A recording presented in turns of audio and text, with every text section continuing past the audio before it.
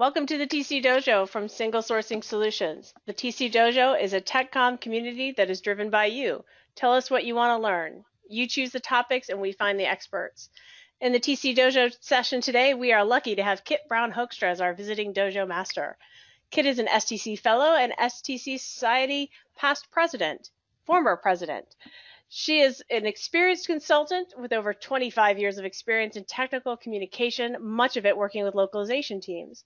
She's traveled a diverse and fascinating path, from working as a volunteer for Idaho Mountain Search and Rescue to writing poetry and teaching the next generation of technical writers, and working on content that is intended to last for extremely long periods of time, like those required by teams working to restore and recover Superfund sites.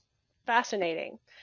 As a principal of ComGenesis, Kit provides consulting and training to her clients on a variety of topics, including localization, content strategy, and content management. She speaks at conferences worldwide and publishes regularly in industry magazines. Her blog is pangeapapers.com, and it's been my fortune to get to know Kit over the last couple of years. We are grateful she agreed to be our visiting dojo master today. She says she will take questions as we go, but be sure to type them in when you think of them so you don't forget what you wanted to ask. If you want to ask your question directly to Kit, just put in there that you want to ask your question, and I'll unmute you when she reaches the next natural break. Kit, are you ready? I'll switch presentation to you. Yes, thanks. Show your screen, and it's all yours. All right. Well, welcome everyone. Thank you for coming today. So I started this presentation. I started working on this presentation. I gave it at STC a couple of years ago because it's such a huge topic, and it's also something that I struggle with, Liz struggles with, everybody struggles with this, right? As our society gets more complex and there are more channels demanding our time and more aspects of life that demand our time, it becomes really hard to stay focused and stay productive. I did a quick Google search, and there were over 33 million blogs talking about productivity on Google. That's a lot. I don't think any of us could go through all of those all at once. There were over 50,000 books on Amazon about with productivity in the title. That's a lot of books. So we wouldn't be very productive if we read all of those books, right? So one of the things about productivity that I've discovered is that it's something of an individual thing, right? You know, what works for me, what works for Liz, might not work for Liz, might not work for you, but there are some common themes, and so we're going to talk about those, and we're going to talk about some tools that might be helpful, and how to incorporate those into your daily life. So Liz already gave you the information. I am sometimes a procrastinator. I'm also a night owl. Those are key things to know about yourself when you're talking about productivity, because I am not, if you ask me to do something at 6 o'clock in the morning, I will not only be not productive, I'll probably be very cranky because I won't have had my tea. And won't be sufficiently caffeinated. So Liz, on the other hand, gets up at the crack of dawn and loves to do things early in the morning. My husband is the same way. I'd rather do things after everybody's asleep because it's quiet and I can focus. So knowing what time of day works for you is really important. So here's some questions for you.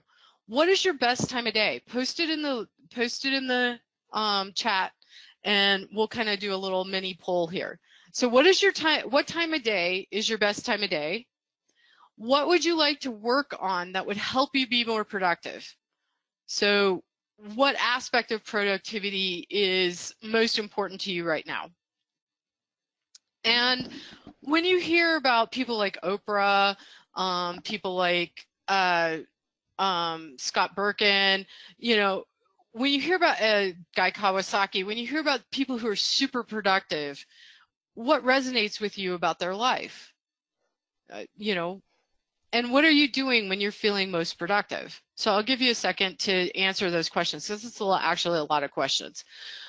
Best time of day, what do you want to work on? What resonates with you?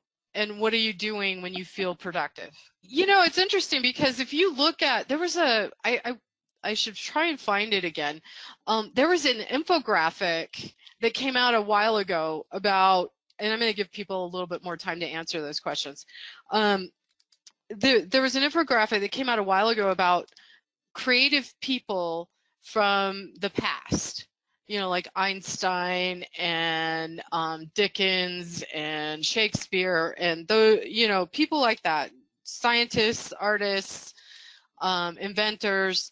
And what they did was they used their journals to map their process, how they went through their days. And what they found was that it was all over the board, but certain commonalities came into play where they all took time out of every day to connect with other people, even if they were very introverted, and took time to nap, or they always made sure they got enough sleep, whatever that meant for them. You know, Thomas Edison slept in 2-hour increments, but he still slept, you know, the recommended 8 hours or whatever. It was just not all at once.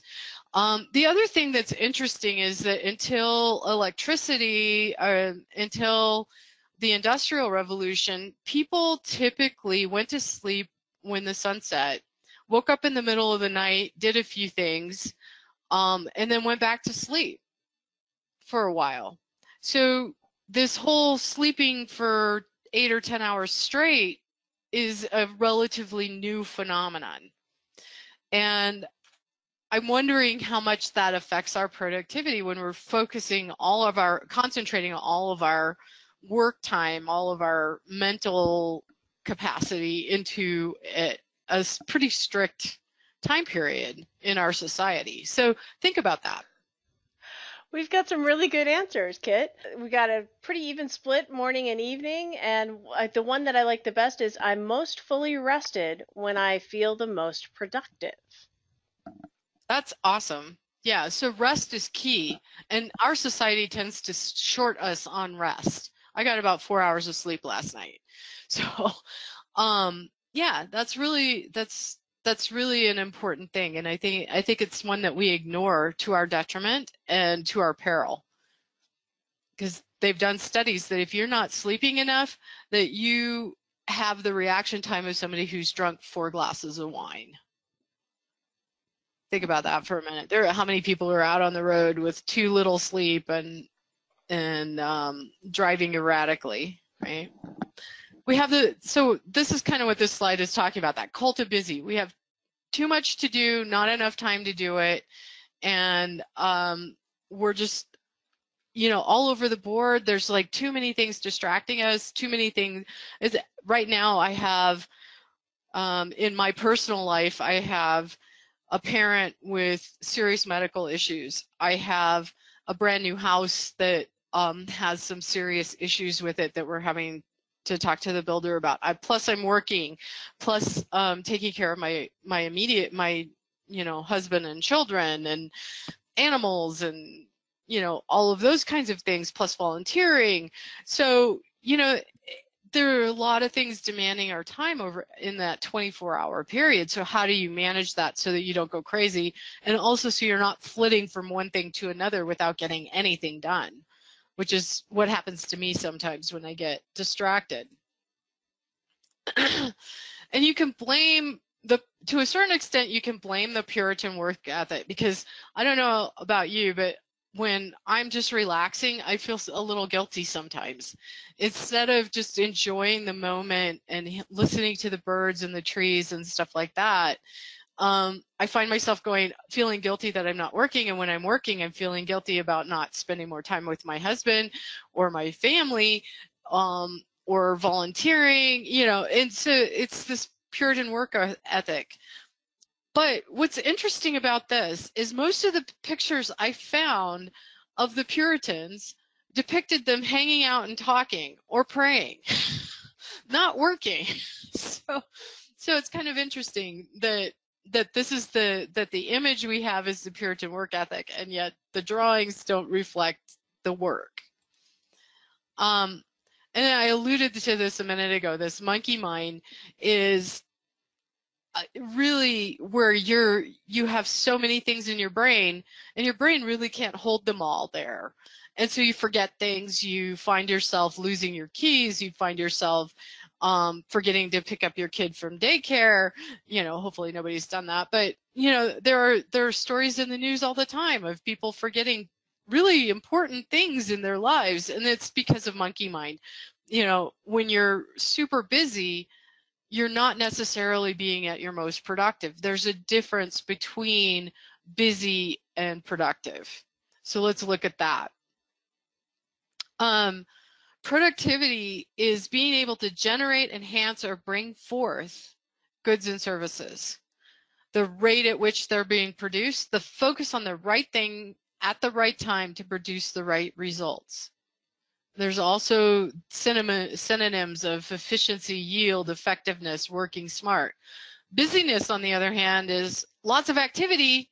There's people running around, doing stuff, doing all their stuff. You look on Facebook and everybody's doing these cool things, right? But there's lots of activity, but they're unable to think about anything beyond their to-do list. So you're not being really productive you may be feeling productive in the short term, but you're not being productive in the long term. Because when you're that occupied and when you're that scattered and you're that trying to get everything done that you have to get done in the day, you're not able to step back from your life and come up with a more creative solution to something.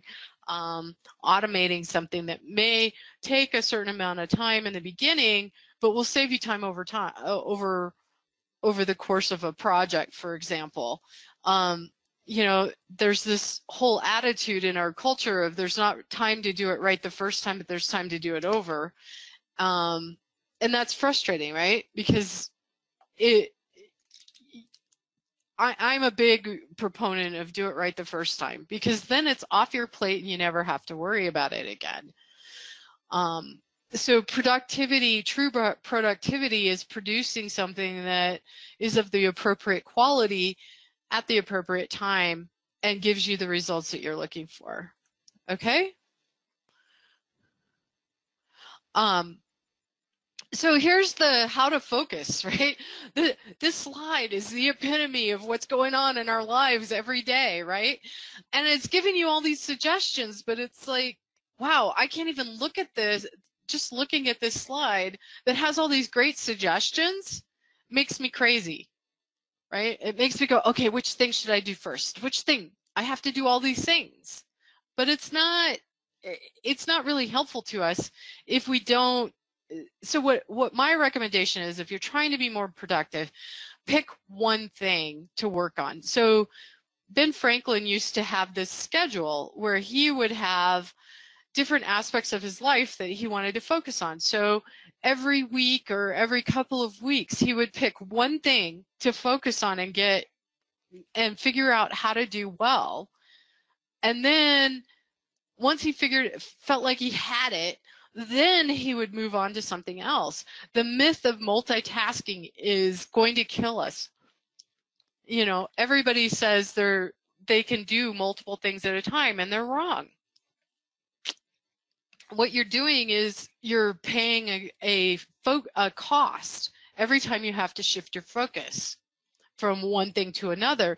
And if you have interruptions coming in every couple of minutes, your brain can never recover from that shifting of focus, right?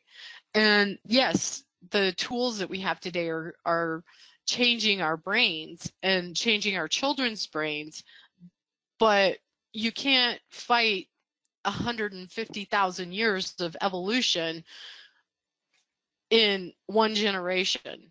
You can't change that in one generation or 2 generations. It's going to take a long time for our brains to be able to catch up with the level of busyness, and we probably never will. So some of the things these are aphorisms that someone collected and put into an infographic, the dull pencil is greater than the sharpest memory. Hour in the morning is worth 2 in the evening. I disagree with that because that was obviously written by somebody who was a morning person. An hour in the morning is a complete waste of time for me.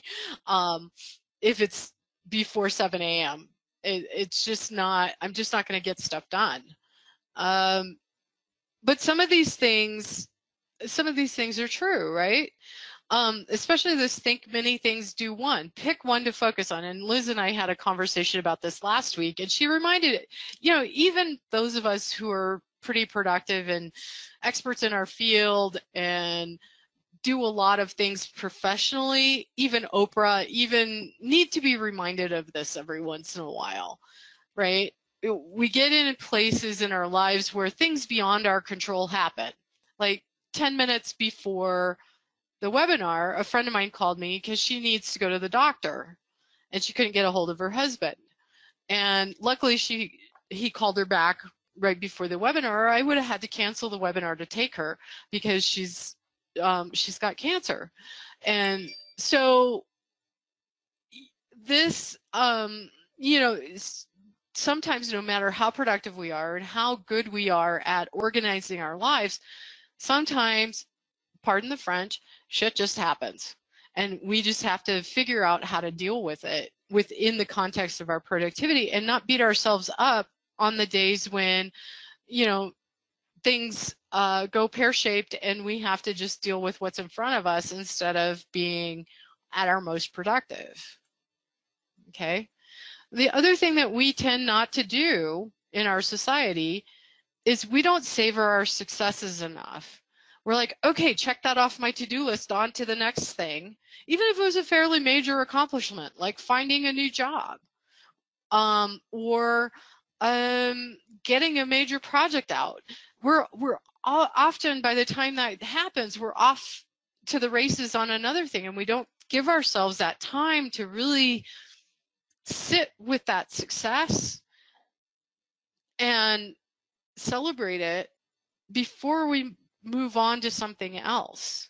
And so we never really absorb what we're doing. So we always feel like we're behind schedule, behind the 8 ball, behind in our lives, feeling guilty when we don't call our friends. Well, if you're an extrovert, you do, but maybe introverts don't feel that way. But, and yet feeling exhausted all the time because we're trying to do too much. So savor our success and also take time out of every day. So here are 5 things that, in those 50,000 books and 33 million blog posts, there's some commonalities across the board, regardless of whether you're a night person or a morning person. So the 5 things that you can do and these are things that you can start doing today, right? Prepping the night before for the next day. So I don't know about you, but when I was a kid, my mom used to make me lay out my clothes the night before for school and make sure that my backpack or my books and everything that I needed to take to school.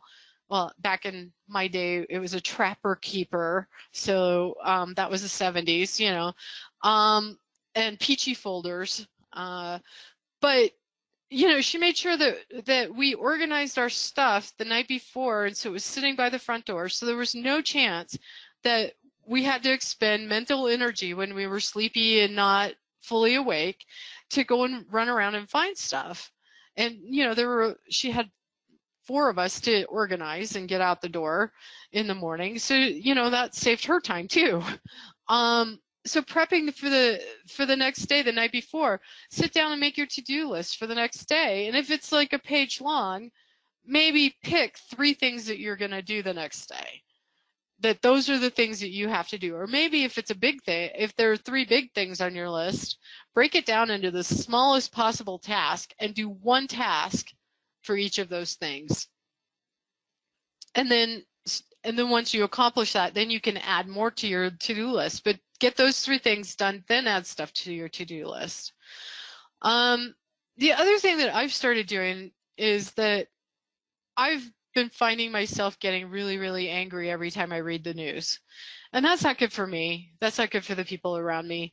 That's not good for conducive to creativity and moving forward and being productive. So instead, what I've started doing is starting my day with something inspirational. So I read a chapter. The first thing I did was I read the Book of Joy by which is an interview with the Dalai Lama and Bishop Desmond Tutu on on how to bring more joy into your life, even in hard times. And I found it so uplifting because it was also talking about mindfulness and things like that. That might not resonate with you. That's okay. Find something that does. I have one friend who reads the Bible every day, another friend who reads the Quran every day. So, if do something that inspires you, even if it's just like a couple of pages, right? Julia Cameron from The Artist Way recommends journaling in the morning, doing morning pages and getting all the stuff in your head out onto paper so you can focus on what's really important during the day.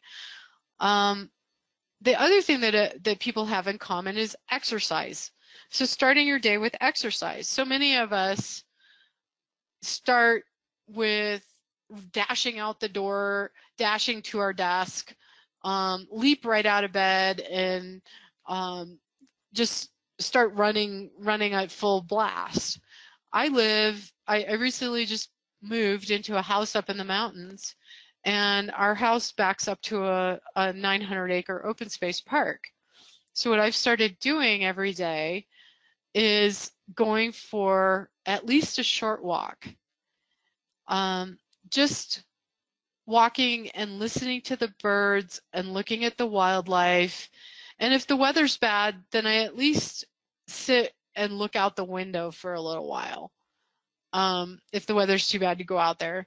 And we have an awesome deck, so I hang out on the deck and read my inspirational thing. So you may not have that kind of space available to you, but do something active and physical and away from your smartphone and away from your computer first thing in the morning, and you will feel like you can get more done during the day. And take an hour, turn off the other thing is during the day, schedule 1 hour during your workday where you turn off your email, you turn off your social media, and you focus on one thing that you need to get done that day. The number one thing on your to-do list, just focus on it for an hour. If you can't do an hour, start with 15 minutes. I set the timer on my phone so that it is so I can focus. And then I say, well, instead of saying to myself, I only have 5 minutes, or I only have 15 minutes, I only have a half an hour, I only have an hour, I change the conversation with myself. I say, I have an hour. How much can I get done in that hour? And when I change my conversation to say that to myself, instead of I only have, I got so much more done. It was amazing. Just changing the word. And when I catch myself saying I only have, I immediately say, no, how much can I get done in that time frame? Maybe it's just loading the dishes into the dishwasher. Maybe it's shooting off an email to somebody that you've been meaning to talk to for a week. Maybe it's making a phone call. So how much can you get done in that time space? And you'd be amazed at how much you can get done even in 2 minutes. Okay? Because when you're meditating, 2 minutes seems like forever. The next one I'm really bad at. Say no. Practice saying no. Say no to one thing every day.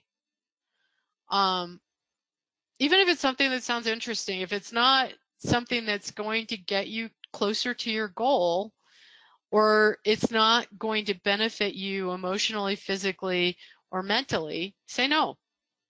Okay? We've got so many things going on and so many things, and I'm bad at this because I like helping people. I like being there for people. And so it's really hard for me to say no.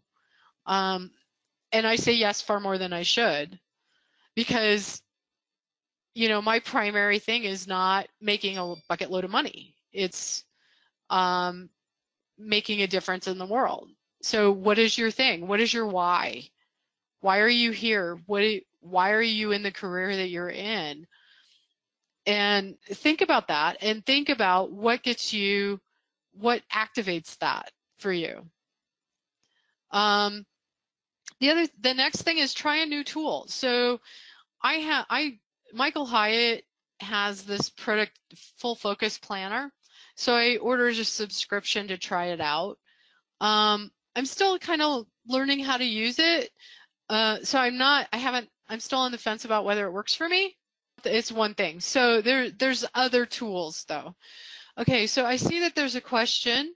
A lot of them are, yes, exercise helps me free my mind. A lot of people do journaling and things in the morning. We've got a lot of people who don't read news either. They put themselves on news blackouts. And one that says it's tricky for most of us to do our important tasks without our computer. This is true. When you need to do something on the computer, there are tools that you can use that will block things like the Facebook addiction or the Twitter addiction or the online game addiction that are tempting when you're working on something hard and you're like, I know I need to be working on this in front of my computer, but Facebook. So there are some tools out there that you can download, apps that'll block certain websites at certain times of day. It's like parental controls for yourself, right? And you can even just use the basic parental controls by blocking out specific times where you're not allowed to go on certain sites. You know, that's one way that some people have had to do that because it is addictive, right? Wow. Like World of Warcraft for some people is like takes over their lives. I know somebody whose business failed because they got so involved in getting to that next level because it's activating the lizard brain and the pleasure centers of our brain much more so than, say doing your taxes or organizing your filing system or, maybe launching that big new scary idea that you have, right?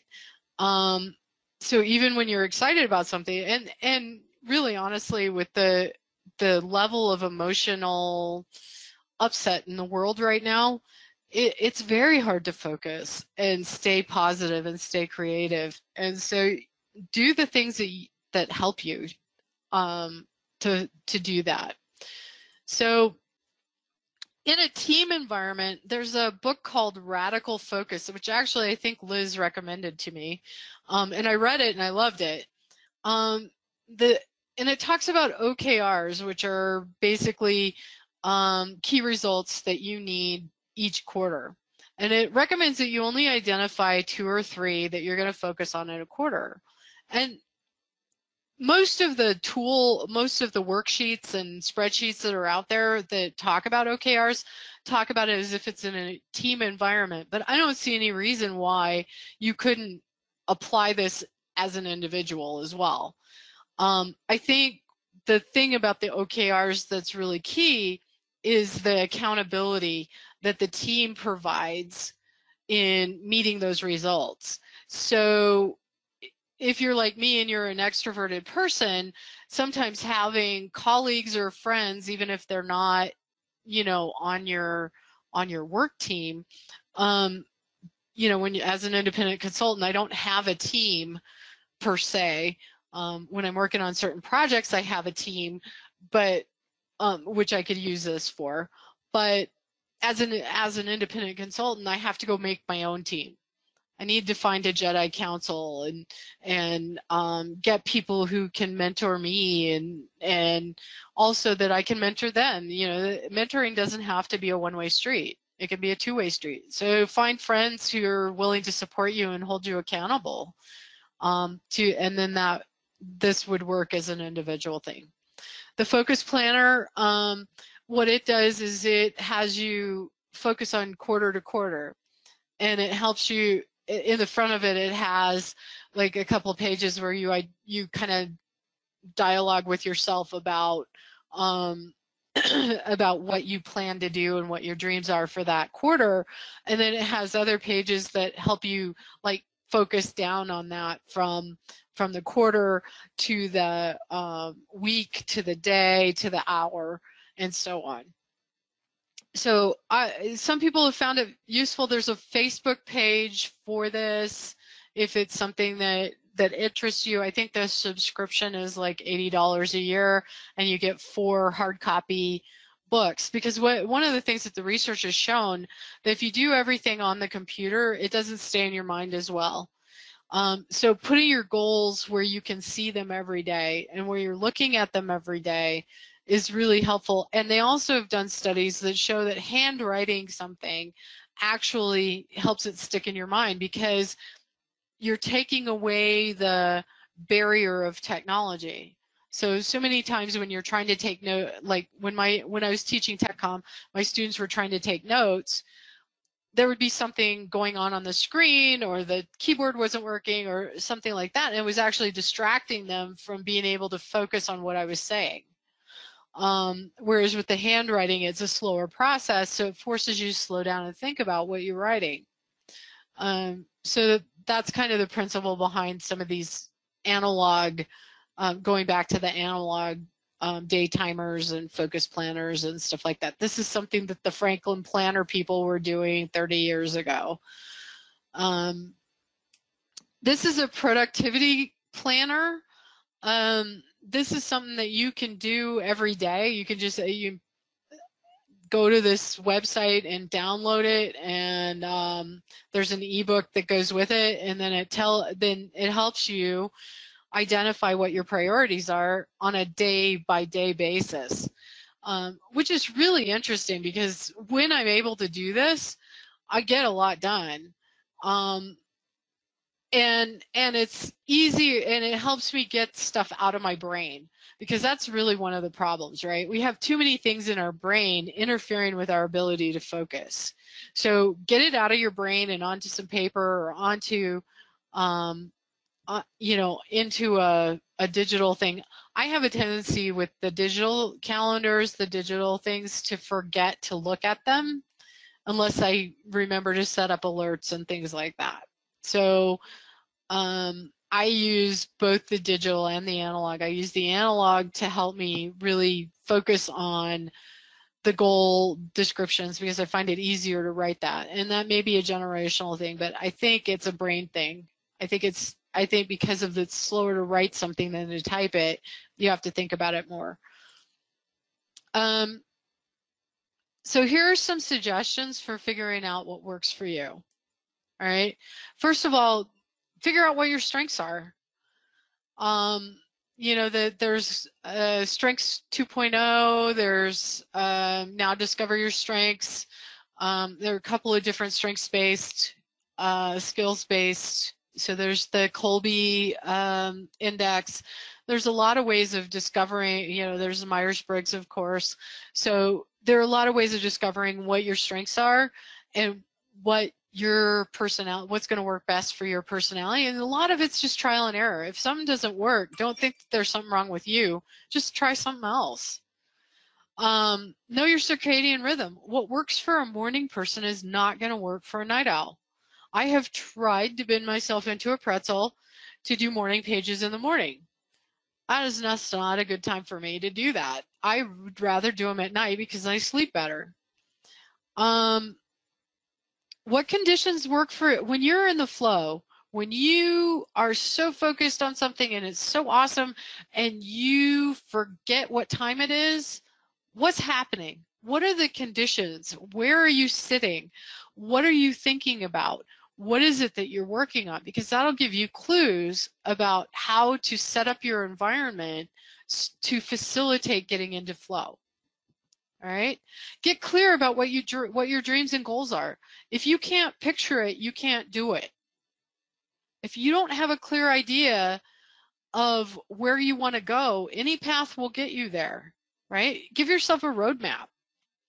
And when you're breaking out, if you have a big, hairy, or audacious goal, it can be really scary. It's like, really, that's what I meant to do? how do I even get started? And then we talk ourselves out of starting because we don't break it down enough. So what is the smallest task that you can do? And yes, Liz, I should be taking my own advice. What is the smallest task that you can do that will get you one step closer? You don't have to do the whole journey in a nanosecond. Just look at your choices. Every time you have a choice to make the choice that gets you closer to your goal, that facilitates getting closer to your goal. And don't stop beating yourself up about it. I beat myself up about this stuff all the time when I get frustrated with myself when I can't do something immediately perfectly. All right. I think a lot of tech writers have that to a certain extent. Because we tend to be perfectionists, and there are certain personality traits that go along with being a tech writer, and strengths become weaknesses when they're taken too far. So your strengths are also your weaknesses, right? I'm an extrovert, but if I'm spending too much time being social and not enough time sitting, and being an extrovert, I get my energy from hanging out with people and having discussions, sometimes in-depth ones. But if I do that too much, then I'm not actually sitting in front of my computer doing the stuff that I'm talking about. So then I end up talking too much and not doing enough, right? So it can it's both a strength and a weakness. I feel good that I can connect with people and I can help people connect with each other. But I also need time alone so that I can sit in front of my computer and do what I need to do. Play with the different tools and techniques. Look and change your mindset. Like, instead of I have to do this or I have to make a new habit, look at it as play. Don't take yourself too seriously. Be able to laugh at yourself when you fail, because you will, because it takes time to build a new habit. You're not going to do it perfectly every time. And don't give up just because you decided to go for the chocolate instead of the run, one day. It's 1 day, it's 1 hour, it's 1 minute. Every minute you have a choice, you have the ability to make a choice that gets you closer to your goal.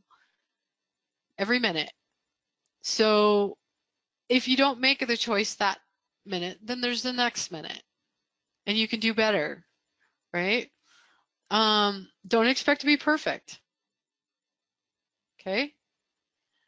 And the one thing that our society tends to forget is that we need play. All animals with higher brains need play in order to recharge.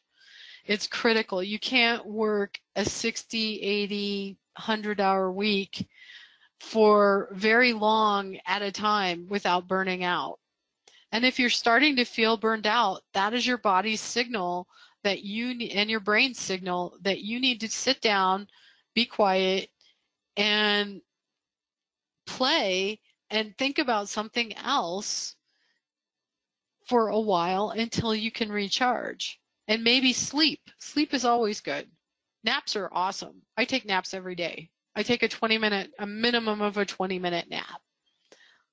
Some studies have shown that a 20-minute nap or a 90-minute nap are the best naps to do, because at 20 minutes, you're refreshing your brain and you're doing kind of a mini restart. 90 minutes is a full sleep cycle. Anything in between that, you will wake up groggy and logy, and it'll take you longer to get back to yourself. So I set my timer. I put on some Enya or some classical music, and I just kick back in my chair for 20 minutes and just sleep. And I don't fall deeply asleep, but it's amazing how refreshing that is. And I also am I'm working on meditation. There's a reason why it's called practice, because I have monkey mind at big time. So getting my mind to settle down and be quiet is really challenging, but I keep trying, and it keeps getting easier. So those are just a few things.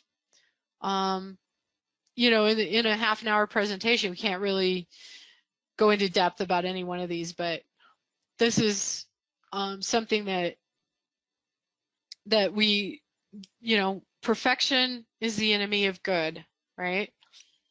If we want to be excellent, we must do things as a habit, small things every day, small decisions every day that help us be excellent. So this is part of was originally a longer presentation, so I have more detailed slides that I'll give to Liz to post. But let's do some questions now. Thank you, Kit. That was fantastic. Now it's time to type in those questions, if you haven't already, and while you do, here's a look at what's coming up. The TC Dojo Mastermind is coming up on July 17th. That's 2 weeks away. It's a member-driven discussion group where attendees present their specific challenges on topics on their mind in a confidential, supportive environment. We have 2 for TechCom going on right now. One is Everything TechCom, data to topic-based authoring to the specifics of cross-references or graphics, and the other is focused on Arbortext and Windchill. It's a collaborative peer-to-peer environment where everyone can lend their expertise to each other. It's been really amazing to participate in, and a lot of fun too. They're not free. It's one of the few public projects that we have that isn't. The fee is a way to guarantee dedication, confidentiality, and commitment to all the group members. You can sign up at the TC Dojo website. Our next meeting is again in 2 weeks. Coming up next month, we have Mary Anthony coming to talk about how working on an open source project can catapult your career in a new direction. A lot of companies who work with open source projects look to technical writers who are already part of the open source community when they're looking to hire. Mary will be here to give you some idea how to get started. How do you sign up? Well, you just go to the website, www.tcdojo.org. It's a shorthand link that will take you directly to this page. Scroll to the bottom, see what's coming up, and sign up right now. Let's get to the questions. Folks are looking for some very more specific tips to TechCom work, if you can lead it back a little bit. Okay. One of the things with TechCom that I do is at the beginning of a project, I sit down and try to look at every aspect of the project and identify what the critical path is, what the goals are, what are the user goals, what are the, what is the entire project team's goals? And I use that to create OKRs, which I never called them that before, but now I will, and goals for my team to accomplish in the 90 days. And then, you can do a lot of the stuff that I was talking about as individuals, but you can also do it as a team by having meetings every week that, like just a 15-minute meeting, holding each other accountable and talking about what your goals are for the week, and then talking about how you did that week. The setting up, prepping the night before isn't just about laying out your clothes and getting your stuff organized. It's also about setting up what are your priorities for the next day, what are your goals for the next day, and that can be work or personal. Giving yourself the mental bandwidth is really critical, especially in TechCom, because it's a creative field. So I think everything I talked about actually applies to TechCom directly. Even if it's not called TechCom, right? Even if it's doesn't say that it's specific to TechCom, it still applies. Here's one. How do you measure your results? Good question. That is challenging, right? Because a lot of the stuff that I talked about is not a short-term thing. I guess you measure results by, are you producing? So maybe taking a step back and saying, okay, what is my situation now? Am I I'm supposed to produce X number of things a week. How am I doing towards that? All right. And if I'm producing, say, 5 things a week, and I really should be producing 15 things a week, how do I bridge that gap? And if there's a tool or a practice that helps me get there, then, that allows me to do 7 things a week, maybe once I get better at it, it'll help me do 15, right? And maybe that's not always the point, being able to measure it. Do you feel more productive, right? Because some of this stuff like meditation isn't going to be measurable in the traditional, A plus B equals C sense. What it will do is help you feel differently about your time and your life and be able to measure and manage your time differently. So that allows you to do more creative things. So, you could start by counting how much you're producing and the quality of what you're producing. Is it increasing or is it decreasing? All right. Here's another one. And this might be a little bit more for a blog post than for here, but here you go. How do you deal with managers with unrealistic expectations of productivity? You mean every manager everywhere?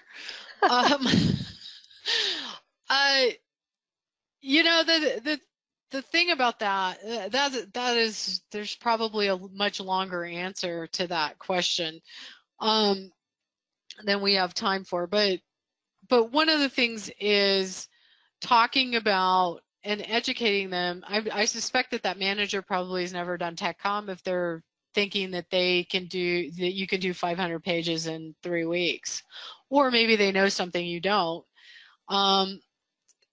So my question to them is, how much can you automate? Do you have a budget for automating? Do you have where are the things that are hanging you up? What are the barriers to your success? Because the manager's real job is to help you be successful. So if they feel like you're not being productive enough, then go to them and say, okay, so here are all the 1,500 things that you've asked me to do. Here's what I think the priorities are. And you're obviously where I think the priorities are and where you think the priorities are different. So how can we meet in the middle somewhere? Can you help me identify what the where to shift my focus to? And which of these things do you want me not to do? Because there are 24 hours in a day, and I need to sleep for 8 of them, and I need to eat for another 3 of them, and I have a family. I wouldn't necessarily approach the question to the manager that way, but you know what I mean? You're thinking you've got 24 hours in the day, same as everybody else. So you're being asked to produce more, faster, better quality in less time. So in order to do that, you've got to have tools in place that allow you that facilitate that. Structured authoring, content management, automated workflows, those kinds of things that help you push through more content. And if you have those things in place and you're not being productive enough, then there's something wrong. There's a barrier somewhere that's preventing you from doing that. So talk to your manager and ask them to help you remove that barrier. And it helps if you have ideas for how to remove that barrier before you go talk to them. All right. That's all we have for now. Good answers. I do a Ask the Manager column for the STC Intercom with Cindy Curry, so I will add that as a Intercom question for the next column. If you guys think of something, because sometimes fired a lot of information at you, and sometimes it takes a while to digest it. I'm very open to being contacted offline and everything. So you just feel free to shoot me an email, or, contact me on Twitter or whatever, and, ask your question. I'm happy to answer it, because if you have a question, chances are a lot of other people do too. Thanks for coming to the Single Sourcing Solutions TC Dojo, where it's all about you, what you want to learn. Subscribe to our TC Dojo mailing list so you can get the link to this session once the video is posted, as well as announcements for future sessions and the link to the survey so you can vote on what you want to learn. Every month we look at that list and go out and find experts like Kit willing to share their expertise. Why should we tell you what to learn? You should tell us. So be sure to sign up at that URL short link right there. The TC Dojo is our pleasure to host. As always, if you need more personal help, just reach out using your communication method of choice. See you next time.